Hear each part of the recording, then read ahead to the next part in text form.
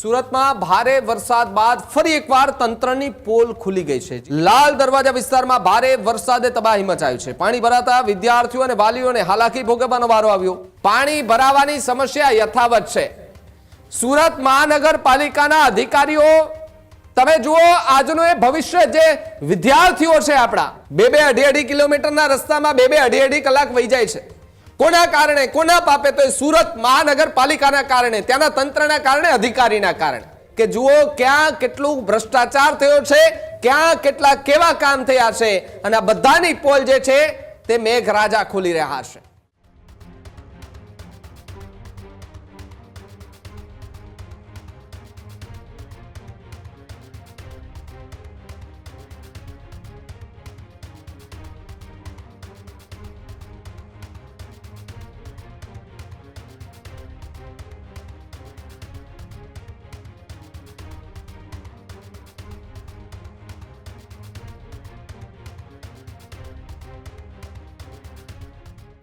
સુરતમાં ભારે વરસાદ બાદ ફરી એકવાર તંત્રની પોલ ખુલી ગઈ છે। જ્યાં સુરતના લાલ દરવાજા વિસ્તારમાં ભારે વરસાદે તબાહી મચાવી છે। પાણી ભરાતા વિદ્યાર્થીઓ અને વાલીઓને હાલાકી ભોગવવાનો વારો આવ્યો। લાલ દરવાજા વિસ્તારમાં ટ્રાફિક જામની સ્થિતિ સર્જાઈ ચૂકી છે। રસ્તાઓ પર વરસાદી પાણી ભરાતા વાહન વ્યવહાર ખોરવાયો। બાળકોને લેવા વાલીઓને ભારે દોડધામ કરવી પડી। અનેક વાહનો પાણીમાં ફસાઈ જતા બંધ પડેલી હાલતમાં પણ જોવા મળી રહ્યા છે। સુરત મહાનગરપાલિકાની ટીમ તાત્કાલિક સ્થળ પર પહોંચી પાણીના નિકાલ માટે મનપાએ કામગીરી શરૂ કરી। ટ્રાફિક પોલીસના જવાનો ટ્રાફિક ક્લિયરમાં લાગ્યા હતા જ્યારે વ્યસ્ત બન્યા હતા। આ તરફ વાહન ચાલકોને કોઈ અન્ય માર્ગ અપનાવવાની સલાહ અપાઈ। નીચાણવાળા વિસ્તારોમાં પાણી ભરાવાની સમસ્યા યથાવત રહી છે જ્યારે વરસાદથી જનજીવન પર સીધી જ અસર થતી જોવા મળી રહી છે। ગંભીર સવાલ અહીંયા ઉઠતો જોવા મળી રહ્યો છે। ફૂલ સ્ક્રીનમાં આ દ્રશ્યો બતાવો। આ દ્રશ્યો તમે જુઓ। સુરતની સુરત બદલતો આ વરસાદ જોવા મળી રહ્યો છે। તંત્રની પોલ ખોલતો આ વરસાદ જોવા મળી રહ્યો છે। મહાનગરપાલિકાના તંત્રના અધિકારીઓ કહેતા હોય કે સુરતની અંદર ક્યાંય ડ્રેનેજ લાઇનના કામથી કોઈને મુશ્કેલી નથી પડી।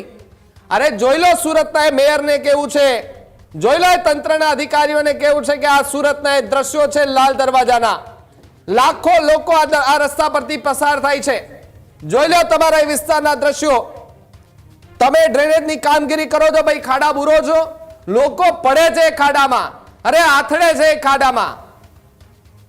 પાણી ભરાવાની સમસ્યા યથાવત છે।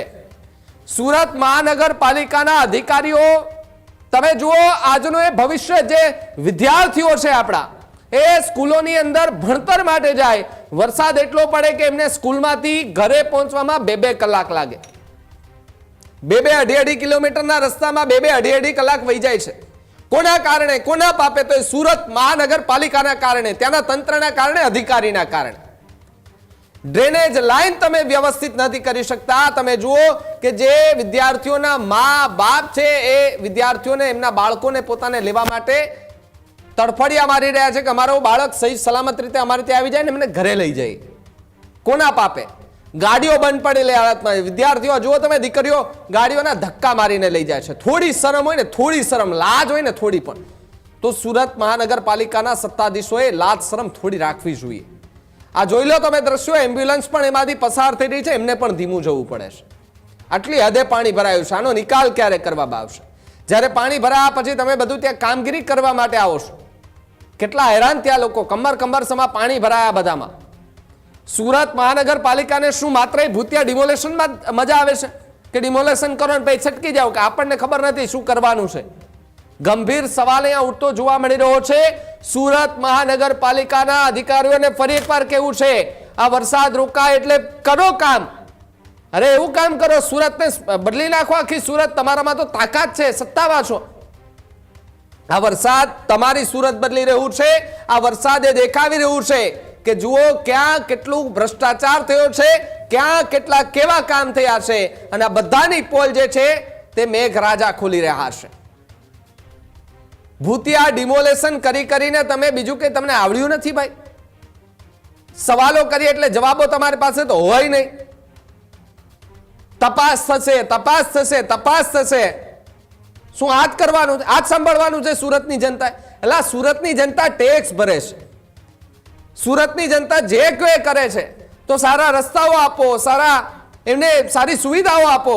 આ તો 2 ટીપા વરસાદના પડે એટલે સુરતની અંદર શેરીઓ ગલીઓમાં પાણી થઈ જાય બધામાં ભાઈ.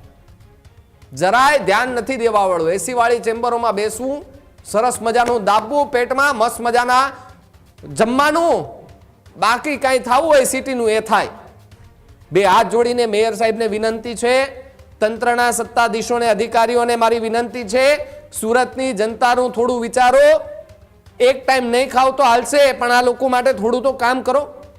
થોડા તો કપડા ભીના કરો. આવો થોડોક ટાઈમ તમે આ લોકોને જેમ પસાર થવા પાણી ભરેલા રસ્તા પરથી તો ખબર પડે. એ તો તમારે કરવું નથી, કારણ કે કપડા ભીના થશે, ચપ્પલો બગડી જશે, ગંદવાળો થશે, બીમાર પડવાનો ડર લાગશે.